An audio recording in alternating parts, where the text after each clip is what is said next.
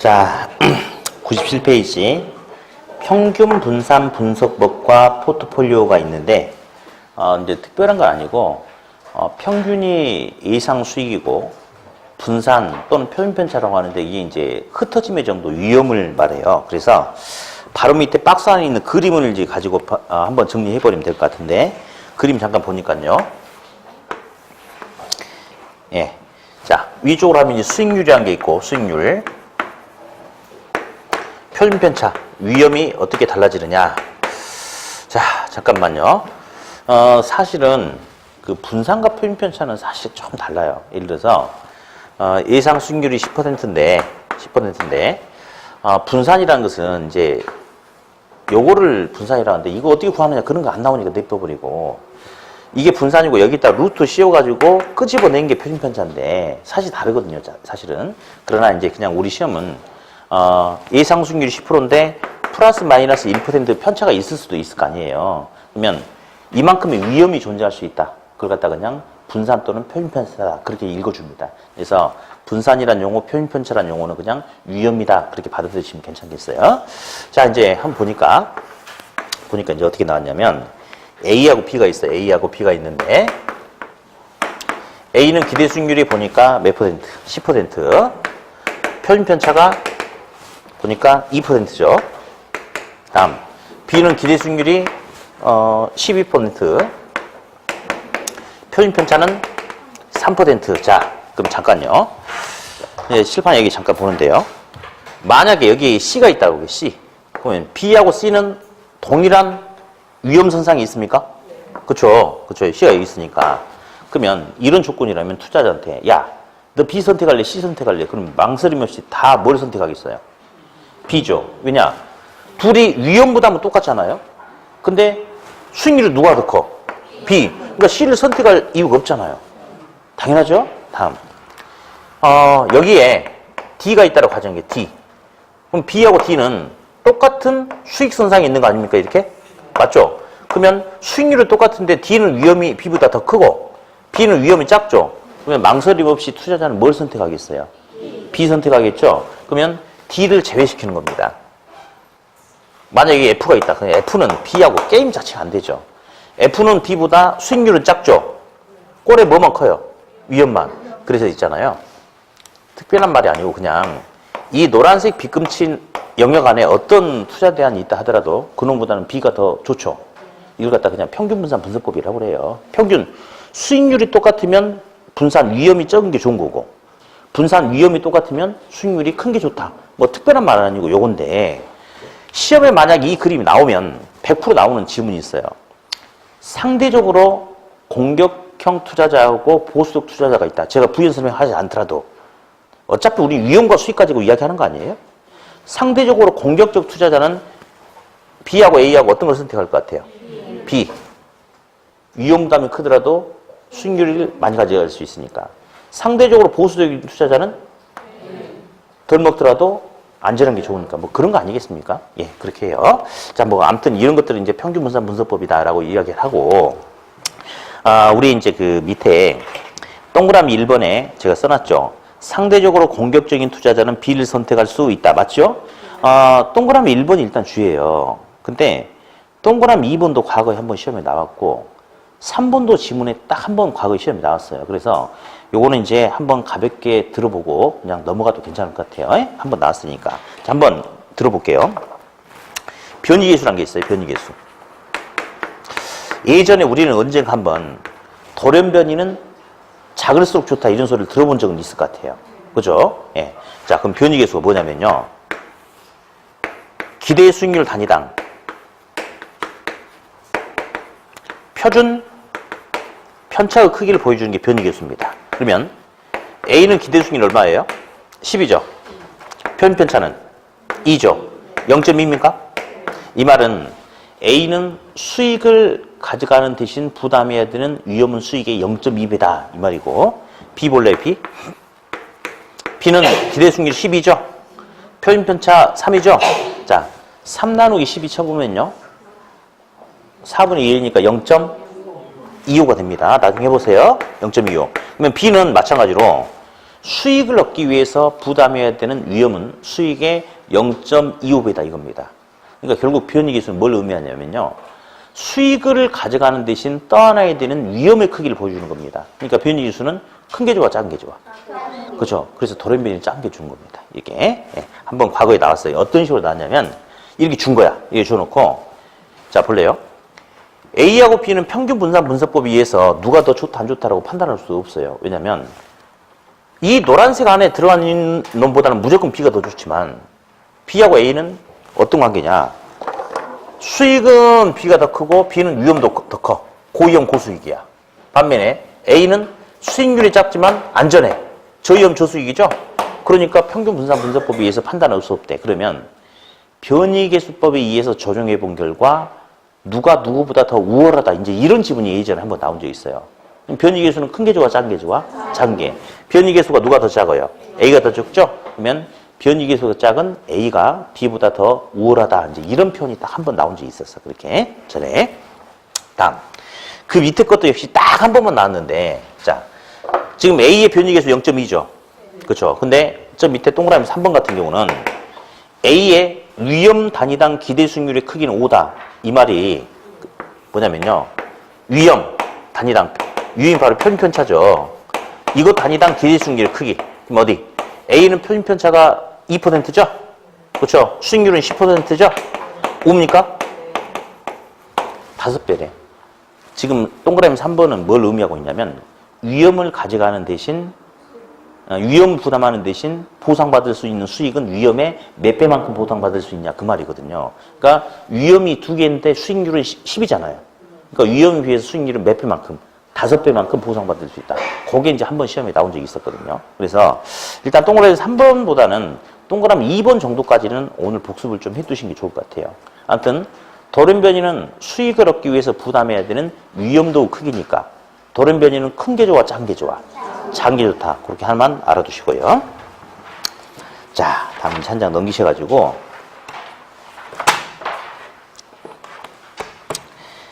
자, 동그라미 2번, 3번 한번 갈 거예요. 1번도 한번 읽어보자.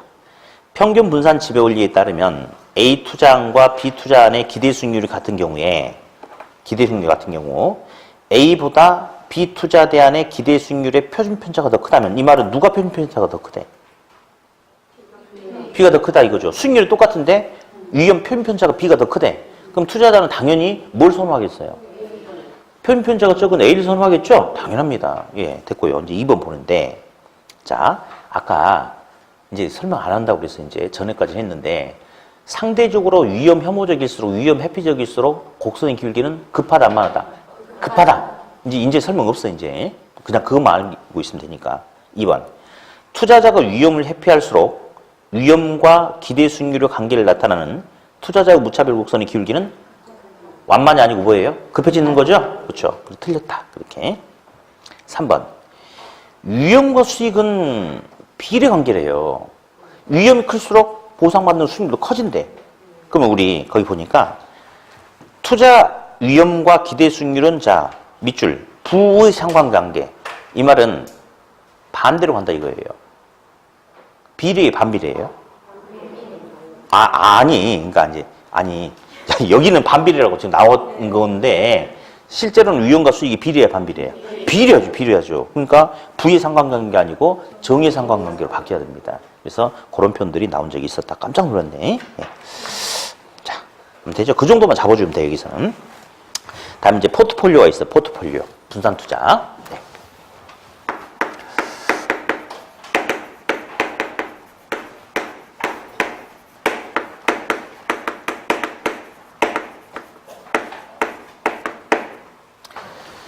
자, 분산 투자, 포트폴리오.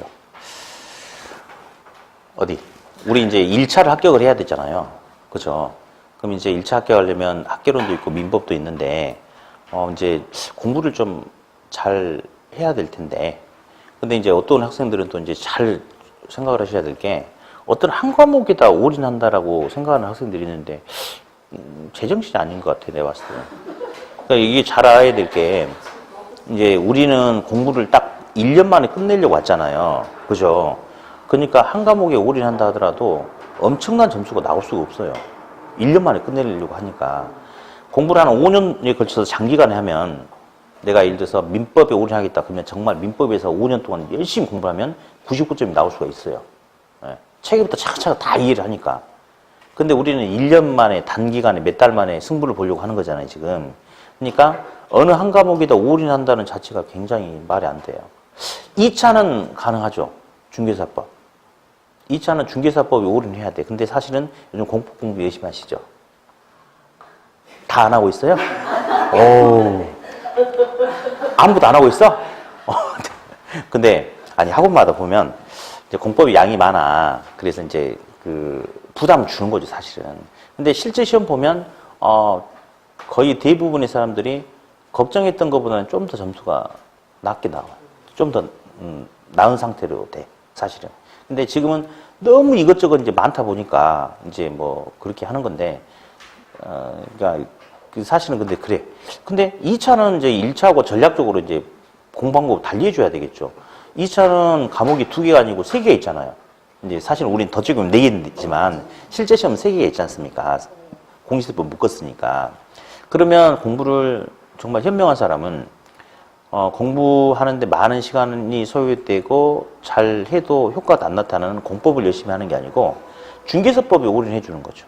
그리고 공법이라든지 나머지 과목들은 방어 수준으로 해주면 되는 건데, 막, 하루 종일 주구장창 공법 이야기만 하고 공부만 공부하는 학생들이 많아. 근데 여기도 있을지 모르겠는데, 어차피 자기 인생이니까 그건 뭐, 굳이 제가 이야기를 하지 않겠는데, 별로 바람직한 모습은 아닌데, 아무튼 자기 인생은 자기 거니까 자기가 잘 알아서 하시면 돼요. 근데 이제, 아무튼 이제 1차 같은 경우도 포트폴리오 잘 해주셔야 돼요. 잘 해주셔야 돼.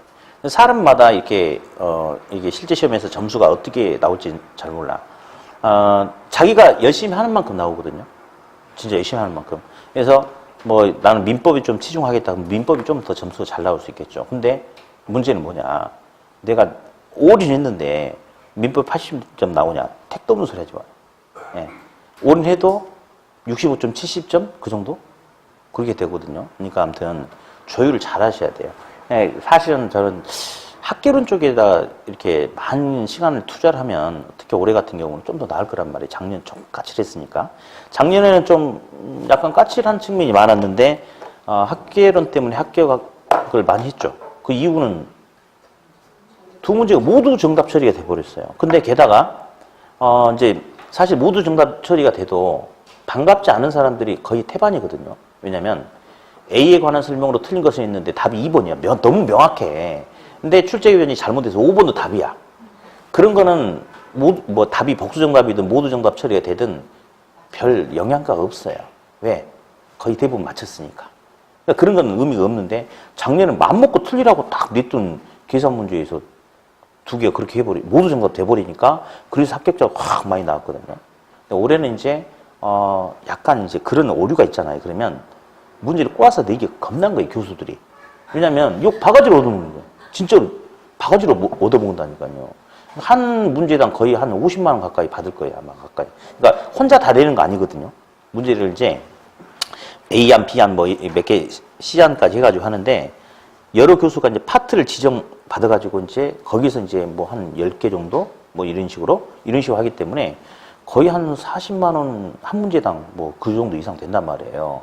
그리고 뭐 교수들이 직접 하기도 하지만 미리 조교들이 문제 뽑아 놓고 이제 그거 가지고 이제 손보는데 한 번 앞전에 이제 이런 식이 생기면 그 문제에 낸 교수는 완전히 기대는 거예요, 진짜로.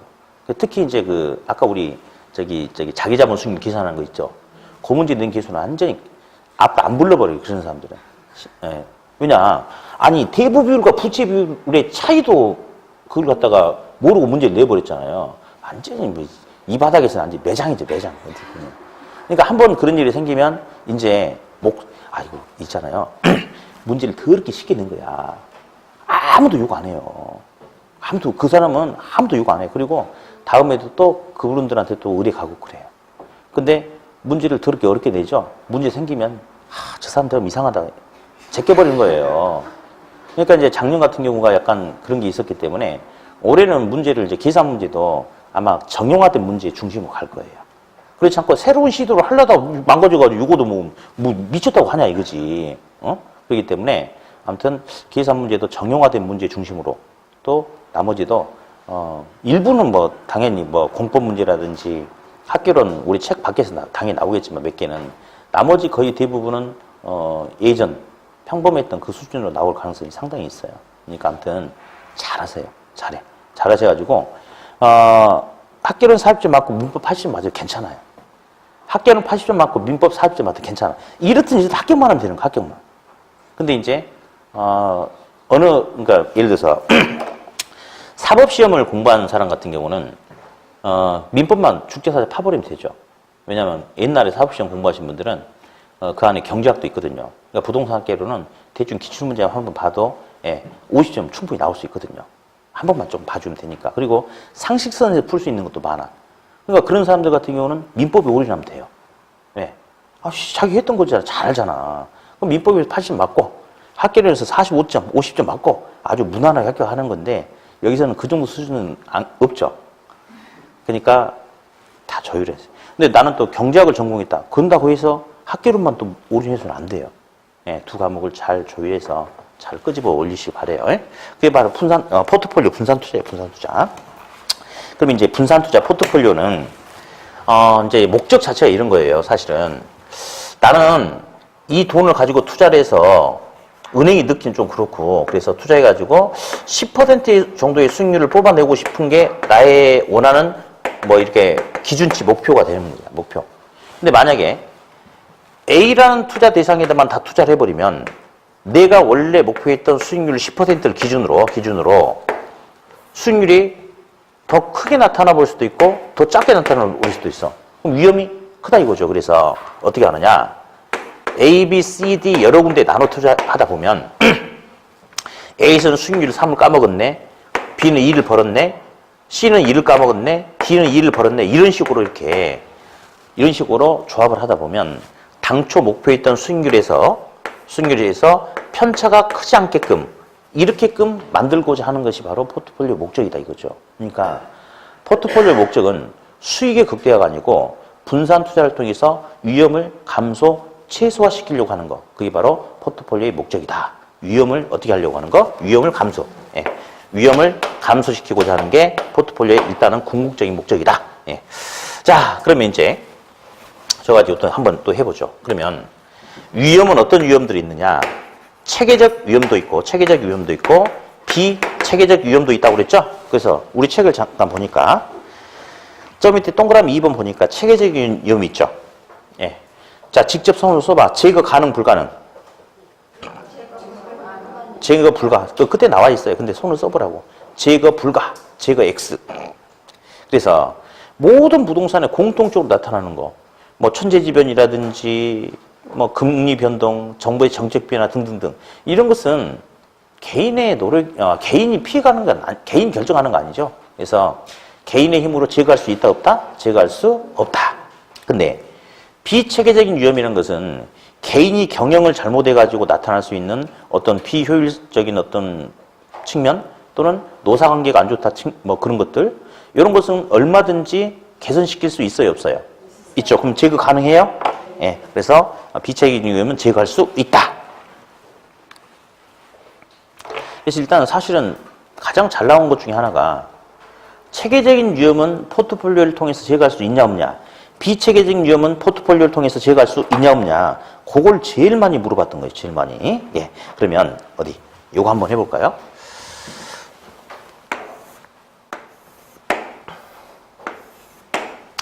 자, 이제 위험의 변화를 한번 볼 텐데 포트폴리오 자산 구성을 통해서 이제 볼게요.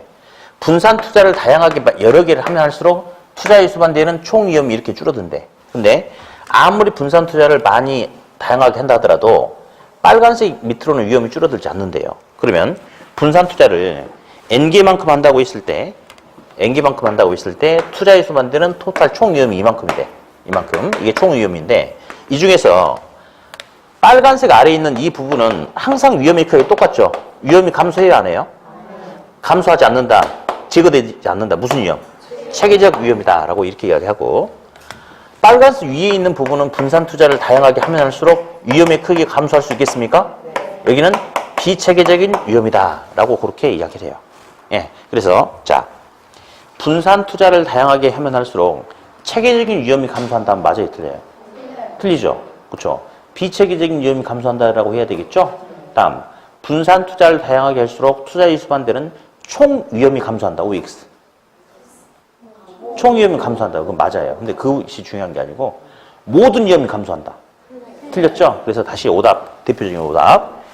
체계적인 위험이 감소한다면 틀려요? 모든 위험이 감소한다 해도 틀리겠죠? 그 정도만 딱 잡아주시면 되겠고요. 이제 양가로 3번에 상관계수라는 게 있어요. 일단은 상관계수 옆에 어떨수록 낮을수록 분산 효과는 커진다라고 나와 있는데요. 자, 이제 상관계수 잠깐 볼 텐데, 상관계수는 어떤 사건이 생겼을 때 투자 안에 수익률의 변동이 나타나는 그 관계를 보여주는 게 상관계수인데, 상관계수는 이제 마이너스 1부터 플러스 1까지 존재하거든요. 근데 상관계수 어떤 건지 개념 좀 볼게요. 개념 좀. 상관계수가 만약에 플러스 1이다.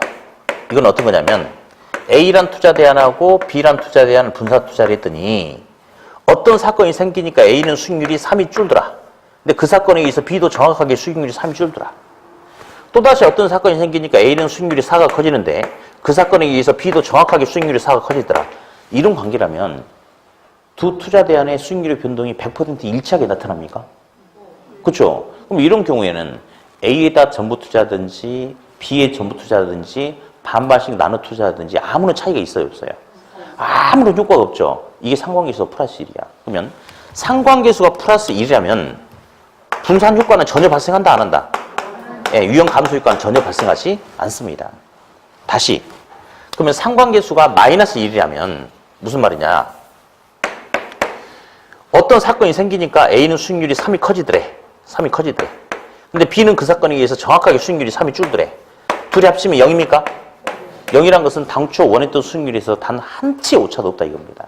또 어떤 사건이 생기니까 A는 수익률이 4가 작아지더래. 근데 그 사건에 의해서 B는 정확하게 수익률이 3이 커지더래.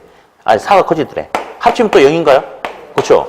이러면 어떤 사건이 생겼을 때 둘의 수익률이 반응이 정반대로 나타나죠? 그렇죠? 이런 경우를 상관계수가 마이너스 1이래. 실질적으로 불가능하겠지 사실은. 아무튼 상관계수가 마이너스 1이라면 포트폴리오 효과를 극대화시킬 수 있죠. 그래서 위험을 완전히 제거할 수 있죠. 그래서 위험을 0까지 제거할 수 있다라고 이렇게 이야기해요. 맞겠습니까? 그죠? 근데 단 한 번도 이렇게는 안 나옵니다. 앞에다가 진실을 넣든지 거짓을 넣든지 둘 중에 하나가 나와요. 예. 상관계수가 마이너스 1일 경우에 체계적인 위험을 0까지 제거할 수 있다. 맞아, 틀려? 안 돼. 절대 안 돼. 체계적인 위험은. 어떤 위험을? 그렇지. 비체계적인 위험을 0까지 제거할 수 있다라고 그렇게 해야 됩니다. 근데 과거 시험 보면 상관계수가 마이너스 1일 경우에 체계적인 위험을 0까지 제거할 수 있다. 이런 것도 나왔거든요. 아니죠? 어떤 위험을? 비체계적인 위험을 0까지 제거할 수 있다. 그렇게 해야 돼요. 자, 그래서 어떤 지문이 있냐. 상관계수가 낮을수록 분산 효과는 커지는 거예요. 두 투자 대안의 수익률의 변동이 낮을수록 작을수록 분산 효과는 커지는데 상관계수가 높더라도 분산 효과는 발생할 수 있어요. 뭐만 아니라면. 플러스 1만 아니라면. 다시. 자, 어디? 현대자동차하고 기아자동차에 분산 투자를 한다라고 하자. 갑돌이는. 을돌이는 현대자동차하고 삼천리 자전거 회사하고 분산 투자한다라고 하자. 그냥 해보자. 그러면 누가 분산 투자를 해서 잘하고 있는 것 같아? 을돌이 잘하고 있는 것 같죠? 자동차하고 자전거. 유가 변동에 따라서 수익률이 반대로 나타날 수 있으니까. 그럼 얘는 상관계수가 낮겠지. 그 분산 투자 효과는 더 커집니다. 그죠? 갑돌이는 지금 분산 투자 하고 있어요? 안 하고 있어요? 하고 있어요. 왜? 현대차하고 기아차는 서로 다른 회사거든요. 분산 투자를 하고 있는데 둘 다 자동차 업종이다 보니 둘이 상관계수가 너무 높죠? 그렇죠? 그렇지만 분산 효과는 나타나죠. 왜냐? 한 군데에다만 한 것보다 양쪽 나눠서 투자하면 아무래도 위험은 줄일 수는 있겠죠. 무슨 말 하고 싶냐면 상관계수가 낮을수록 좋긴 한데 높더라도 둘이 완벽하게 일치하는 뭐만 아니라면 플러스 1만 아니라면 분산 투자 효과는 발생할 수 있다 없다? 있다. 그래서 어디 우리 뒤에 좀 잠깐 보면요. 잠깐만 좀 보아볼게. 100페이지 기출문제 동그라미 1번, 2번, 3번 한번 가볼게요. 1번. 투자 자산으로 포트폴리오를 구성할 경우에 포트폴리오에 포함된 개별 자산의 수익률 간 상관계수가 플러스 1인 경우에는 분산 투자 효과는 없다. 그죠? 맞아요. 다시 2번 볼게요. 투자 자산 간의 상관계수가 1보다 작을 경우에 포트폴리오 구성을 통한 위험 절감 효과가 나타나지 않는다? 아니죠. 플러스 1만 아니라면 분산 투자 효과는 발생할 수 있다고 그랬어요. 틀렸죠? 3번. 두 개 투자 자산의 수익률이 두 개 투자 자산의 수익률이 서로 다른 방향으로 움직일 경우라는 것은 이런 거예요. 자, 볼게요. 아이스크림 회사하고 음료수 회사가 있고 아이스크림 회사하고 의류 회사가 있다라고 하자. 그러면 어디? 여름철이 발생하면 수익률 커지죠. 여기는 커지죠. 겨울이 오면 수익률이 작아지죠. 여기 작아지죠. 수익률의 변동이 서로 유사해요, 달리 나타나요? 유사하죠. 상관계수가 높다 이겁니다. 그러면 수익률의 변동이 서로 같은 방향으로 움직이는 거니까 양의관계가 나타나는 거죠. 정의관계가. 다시. 여름이 되면 아이스크림 회사 매출 수입이 커지죠.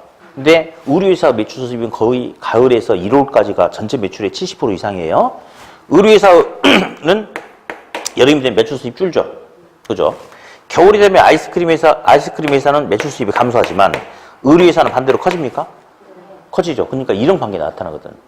그러면 이런 관계는 수익률의 변동이 서로 같은 방향이냐 다른 방향이냐? 다른 방향이죠. 상관계수가 낮은 거죠. 이런 게 더 좋은 거예요. 이런 게 더 안전한 거죠. 그래서 어디 3번 보니까 두 개의 투자 자산의 수익률이 서로 다른 방향으로 움직일 경우 상관계수가 낮다 이거죠. 그럼 상관계수는 음의값이 양의값이야. 음의값이 나타나기 때문에 위험 분산 효과는 작아진다, 커진다. 커진다 그렇게 하는 거예요. 예. 다음 이제 100페이지 거 하나 더 하고 이제 기다렸던 계산 문제를 또 한번 풀어볼 거예요. 100페이지. 다음 이제 최적의 포트폴리오라는 게 있어요. 예. 여기서는 뭐 이제 오늘은 하나도 안 그리고 그냥 읽으면서 끝낼 거예요. 최적의 포트폴리오는 어디서 결정되느냐? 동그라미 1번. 투자자 무차별 곡선과 효율적 프론티어의 접점 동그라미. 네. 100페이지 하고 이제 접점. 자, 근데 요거는요. 앞전에 나왔기 때문에 좀 당분간 쉴 것 같은데 아무튼 최적의 포트폴리오는 두 곡선이 접하는 점이다. 접점이다. 그렇게 하면 돼. 무슨 점? 접점. 단수랑입니다. 됐고요. 효율적 프론티어라는 게 있어요. 효율적 프론티어. 예. 오늘은 이제 고수음 이야기 안 하고 싶네. 할까? 안 하고 싶은데. 그래서 그냥 한 번만 할게. 그냥 듣기만 해봐요. 위로 갈수록 수익률이 커지고 오른쪽으로 갈수록 편편차 위험이 커지는데 고수업을 치는데 기본 3점이 낮다. 수dob하면 추가적인 위험도 없고 추가적인 수익도 없다. 근데 원고를 했다. 그러면 종전보다 고박슬 위험이 커지는 거 맞죠? 대신에 아무 대가 없이 그냥 고는 하지 않았을 거예요. 너 왜 고했어 했더니 바닥에 뭐 깔렸는데 저거 먹으면 가장 좋은 최상의 시나리오는 지금보다 5점을 더 벌 수 있을 것 같으니까 원고를 했대. 좋아. 됐어요. 다음에 이제 여기서 한 바퀴 돌아가지고 났어. 근데 끝내지 않고 또다시 투고를 한다면 종전보다 고박슬 위험이 더 커지는 거 맞죠? 그냥 하진 않았겠죠. 지금보다는 더 많은 뭔가 수익을 얻을 수 있을 것 같으니까 투고를 하지 않았을까요? 그렇죠? 이런 걸 연결한 것을 뭐라 불러주냐면 효율적 전선 또는 효율적 프론티어다라고 이렇게 이야기하는데 이제 다시는 안 그릴 거예요. 이제부터. 자, 볼게요. 근데 효율적 전선은 사실 이런 말이 있어요. 원고란 동일한 위험을 통해서 얻을 수 있는 최고의 수익이에요? 최저의 수익이에요? 최고의 수익이죠. 근데 이제 이런 소리 하지 말고 제가 전에 우리 기본서에다가 효율적 전선에다 뭐라고 쓰라고 했냐면 가장 좋은 점이라고 쓰라고 했어요. 써봐요. 가장 좋은 점. 동그라미 2번 있죠. 효율적 프론트의 가장 좋은 점.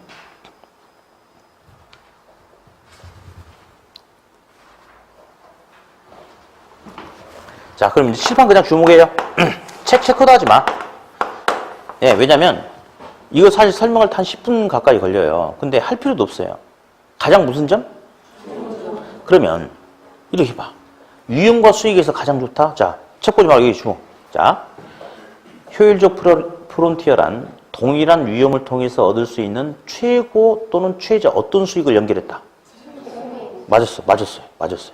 다시 반대로 해석하면 효율적 프론티어는 동일한 위험 부담을 통해서 동일한 수익을 얻기 위해서 부담해야 되는 최고 위험, 최저 위험, 어떤 위험을 연결했다. 그래 끝났어요. 딱 그거 물어보는 거거든. 한참 걸려, 한참. 이해하는 애도 한참 걸려. 그러니까 이제 앞으로 이런 거 없어요. 효율적 전선, 효율적 프론트에는 가장 무슨 점? 가장 좋은 점입니다. 가장 좋다는 것은 위험이 똑같으면 수익이 큰 거, 작은 거? 큰 거. 수익이 똑같으면 위험이? 예, 됐습니다. 그거 물어보는 거예요. 그거 물어보는 거. 다음. 효율적 프론티어가 아까 우상향했어요.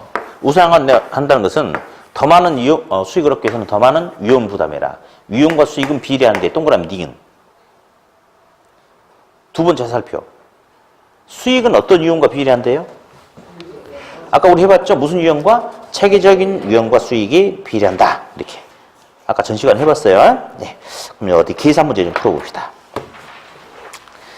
99페이지에 보면요. 계산 문제 나오는데, 이제 칠판 봐요.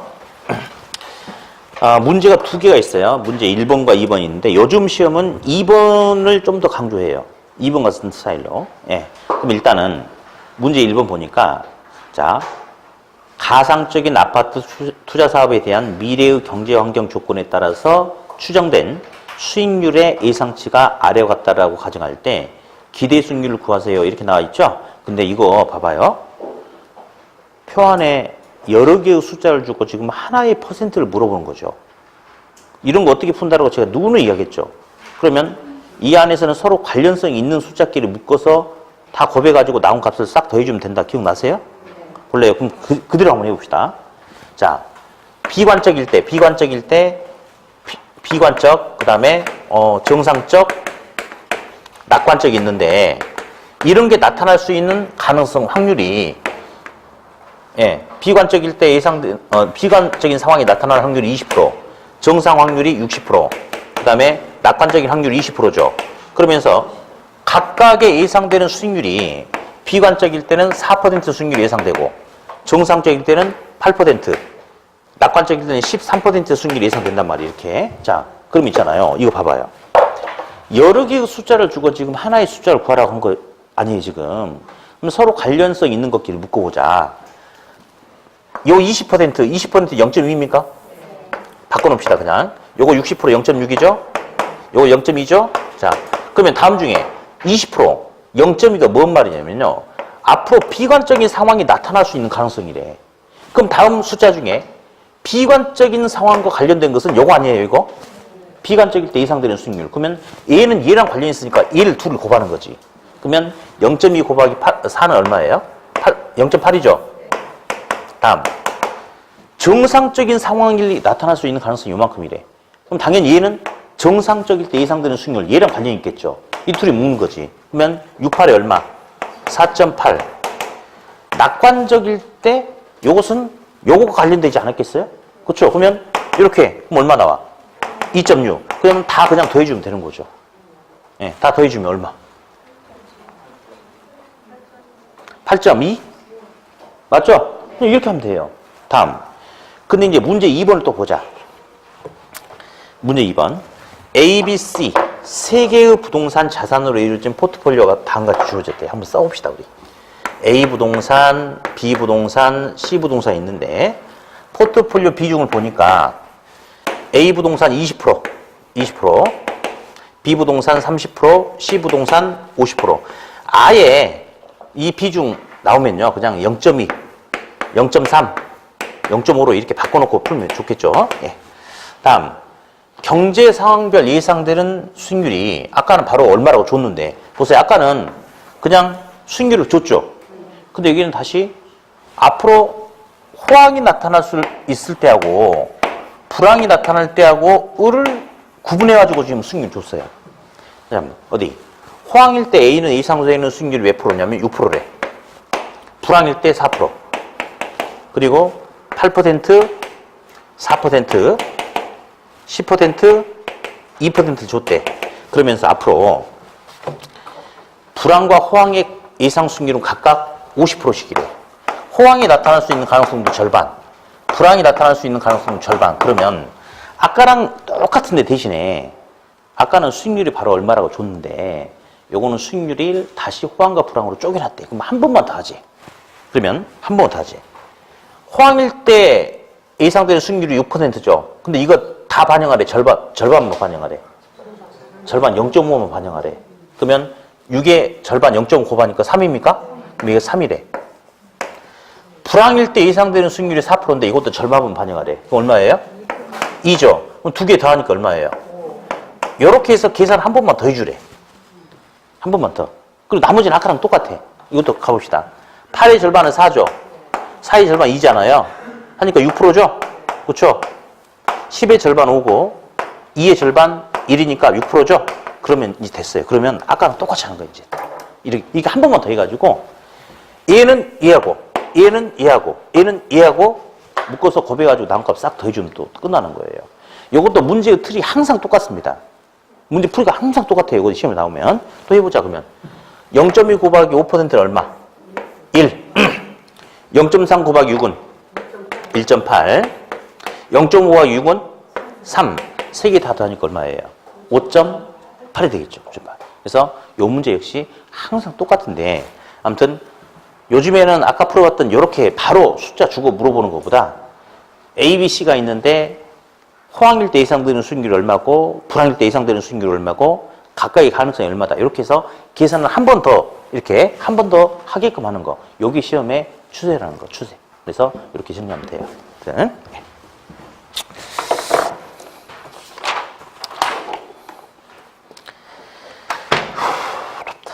다음 이제 한 장 넘기셔가지고요. 102페이지. 이제 화폐의 시간같이 나오네요. 자, 이제 볼게요.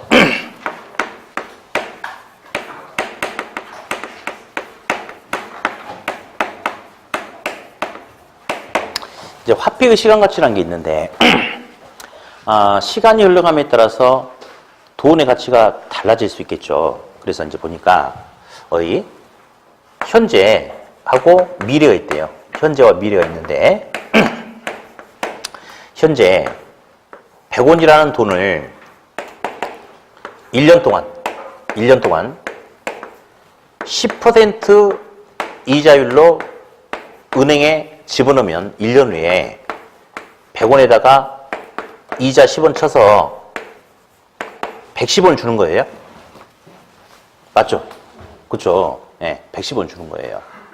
그러면 현재 가치가 미래로 가면 값은 커져요, 작아져? 커지죠. 네, 커지죠. 이 가지고 잠깐 해봅시다. 그러면 현재 100원이 1년 후에는 100원 플러스 10원? 그럼 요거는 다시 한번 묶어보면 어떻게 되냐면요. 원래 원금 100원에다가 곱하기 1. 1이 뭘까요? 1은 원금이야. 원금이야, 원금. 플러스 0.1하고 똑같은 거죠. 그렇죠? 그러면 100원에다가 이자율이 10%니까 1 플러스 0.1, 1.1인가? 그럼 100원에다가 1.1을 곱하면 110원이 된다 이 말이네. 그쵸. 맞죠, 당연히. 자, 근데 이제 우리 나중에 계산 문제 뒤쪽 가다 보면요. 감정평가라든지 이런 데 가보면 이게 있어. 2년 전에 얼마짜리였는데 2년이 지나면서 매년 10%씩 올랐다. 지금 얼마냐 이거 물어보는 게 있는데요. 뭐 가로 열고 1 플러스 R에 가로 닫고 N승 이런 거 하지 말고 이 논리 그대로 쓰면 돼. 그러니까 이자율이 10%면 1년 후의 값은 곱하기 1.1하면 되겠네. 그렇죠. 그럼 2년 후의 값은 곱하기 1.1 한 번 더 곱하기 1.1 해주면 되겠네. 굳이 공식 찾으려고 할 필요가 없네. 그죠? 그럼 한번 해볼까? 2년 전에 3억 원의 거래가 됐대요. 근데 2년 지나면서 매년 10%씩 올랐대. 그럼 어떻게 하면 돼? 3억에 10% 올랐대. 1.1 곱하면 되겠네? 한번 해봐. 3억 곱하기 1.1. 그건 1년 지난 거지. 1년이 또 지났대. 그럼 곱하기 또 다시 1.1 치면. 그렇죠. 그러니까 그런 거 계산 못하니 어쩌니 이런 소리 하면 안 되겠다. 선생님 한 8년 나오면 절대 안 나오지. 답이 안 떨어지는데. 집까짓게 1년, 2년 아니면 이빠이 나오면 3년이겠지. 3년은 거기다 곱하기 1.1 한 번 더 하면 되겠네. 그러면 공식 같은 거 생각하지 말고 그냥 10%씩 2년 올랐다 그러면 곱하기 1.1 곱하기 1.1 치면 되겠다. 그죠? 네. 나와. 아무튼 그렇습니다. 다시 1년 후에 110원을 받을 수 있는 어음표가 있었어요. 근데 이걸 가지고 온전하게 110원을 받으려면 1년 기다려야 되는데 급해서 10% 할인하고 까고 지금 돈 달라고 할 수 있겠어요? 그럴 수 있죠. 네, 그렇죠. 그러면 얼마가 되냐면요. 110원에 곱하기 가로 열고 1 플러스 R에 N승분의 1 이런 게 있는데 이렇게 하지 말고 이렇게 하라고 그랬네. 할인율이 10%면 1.1로 나누고 할인율이 20%면 1.2로 나누고 기억나요? 그럼 한번 해봐. 110원 나누기 1.1 쳐봐.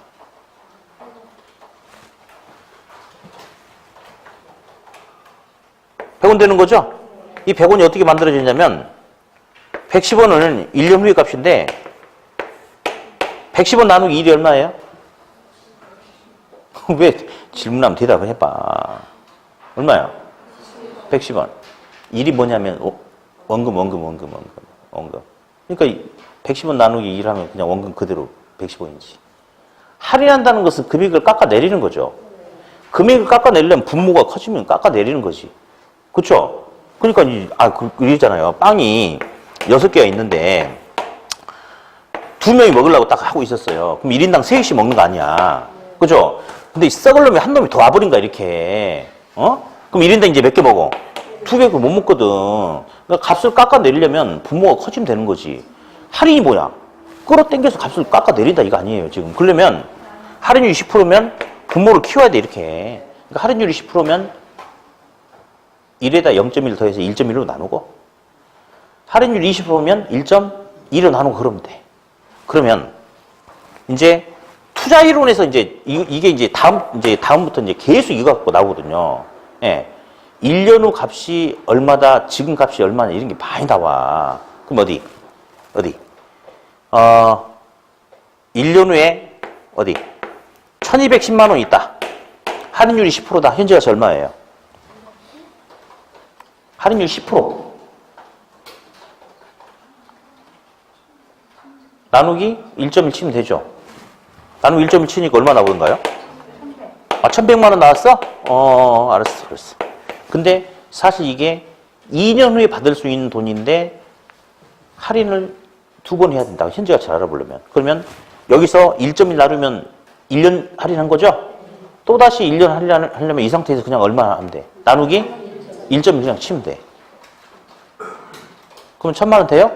그래요. 그러니까 우리 공식 하나 필요 없다 보니까 그냥 금액이 커진다. 이자가 붙는다. 그러면 이자율이 10%면 곱하기 1.1. 20%면 곱하기 1.2. 1년이면 한 번, 2년이면 2번, 3년이면 3번. 됐네. 할인한다? 할인율이 10%면 나누기 1.1. 20%면 나누기 1.2. 근데 2년을 할인한다 그러면 나누기 1.1, 나누기 1.1 한 번 더 해주면 되겠다. 그러니까 이 할인에 대해서 막 스트레스 받고 막 트라우마가 생기면 안 돼. 아무 문제가 없어. 그냥 누르면 돼. 할인율이 10%면 1.1로 나누죠. 할인율이 5%면 0.05죠. 5%는. 뭐로 나눠? 1.0으로 나누죠. 어디? 262만 5천 원. 한번 쳐봐요. 262만 5천 원 쳐봐. 쳐봐 그냥. 262만 5천 원. 쳤어요? 나누기 할인율을 5% 해봐.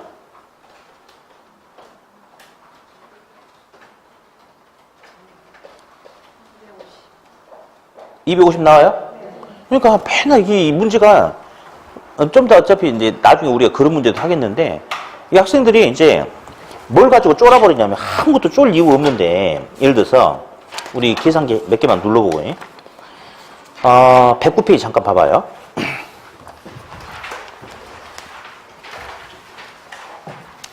자, 그냥 계산기만 몇 번 눌러보고 이제 쉬었다 할 거니까. 109페이지 맨 상단에 보면 계산 문제 하나 있어요. 이걸 우리가 흔히 난이도 상이라고 그래. 일단 보자고. A 같은 경우는 요거 살 때 300 들고 산대. 300 주고 사야 된대. 근데 내년에 들어온 돈이 630이래. 그럼 수년가가 얼마냐면, 자, 일단 A 같은 경우는 살 때 300만 원 빠져나갔죠? 그러면 이제 들어온 돈은 현재 가치 계산하면 되거든. 그럼 어디? 1년 후에 들어온 돈이 630만 원이죠? 자, 할인율 몇 프로래? 5%. 그러면 630만 원 나누기 얼마면 돼? 한번 쳐봐. 630만 원 나누기 1.05 쳐봐요. 그럼 얼마 600 나왔어? 그럼 들어온 돈의 현재 가치 600에서 나간 돈 300 빼니까 A의 수년가 300이네 뭐. 다시 B도 한번 해보자. 1년 후에 315만 원 들어온대요. 나누기 1.05 한번 쳐볼까요? 그럼 B는 300 들어오네? 근데 B 살 때 100 나갔네? 얼마 남았어요? 200. 뭐 됐네. C 420 나누기 1.05 쳐봐요.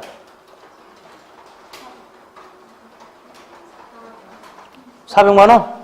그럼 400에서 100 빼니까 300이네? 다시 262만 5천 원 아까 방금 했죠? 또 한 번 더 해, 그래. 262만 5천 원 나누기 1.05 쳐보니까 250에서 D 살 때 100만 원 나갔죠? 그럼 남은 거 150이지. 이게 무슨 놈의 난이도 상이야. 응? 쉽죠? 다시 줌합니다. 자, 이제 다시 할게요. 현재 값이 미래 찾는다면 이자가 붙어서 값은 커져요. 그죠? 근데 1이 원금이야. 이자율이 10%면 1 곱하기 0.1에서 1.1을 곱하면 되고, 이자율이 20%면 1.2를 곱하면 되고, 이자율이 10%인데 2년 후의 가치가 얼마냐? 그러면 곱하기 1.1, 곱하기 1.1 두 번 해주면 돼. 그죠? 다시 할인이라는 것은 값을 깎아내려야 돼. 그럼 분모가 커져야 돼. 그러면 할인율이 10%면 1에다 0.1 더해서 1.1로 나누고, 할인율이 20%면 1.2로 나누고, 만약에 할인율이 10%인데 2년을 할인해라 그러면 나누기 1.1 하고 또다시 나누기 1.1 하면 돼요. 아무 문제 있어요, 없어요? 아무 문제 없어요? 예, 그래요. 그래서 아무튼 현재 가치가 미래로 가면 값은 이자가 붙어서 커지고, 미래 가치를 현재 가치로 알아보려면 깎아내리는 거니까 값은 커진다, 작아진다? 작아진다. 그럼 이제 잠깐 쉬었다 할 텐데 하기 전에 하나만 더 물어볼게. 이자율의 개념도 우리 시험에 중요하고요. 할인율의 개념도 중요한데, 부동산 투자에서는 어느 쪽이 시험에 더 훨씬 더 절대적일까요? 그렇지, 이게 중요하지. 왜냐? 우리는 투자는 현재 한다면이야. 수익은 미래에 예상돼. 그래서 미래에 예상되는 수익을 현재 가치로 할인해서 현재 시점에서 분석하니까 할인율이 시험에 절대적인 비중을 차지하겠죠? 네. 그러면 책 좀 다시 원칙 해놓고 쉬었다 할 거예요. 어디 가냐면요. 102페이지 갑니다. 102페이지 펴놓고 잠깐 휴식했다 하겠습니다.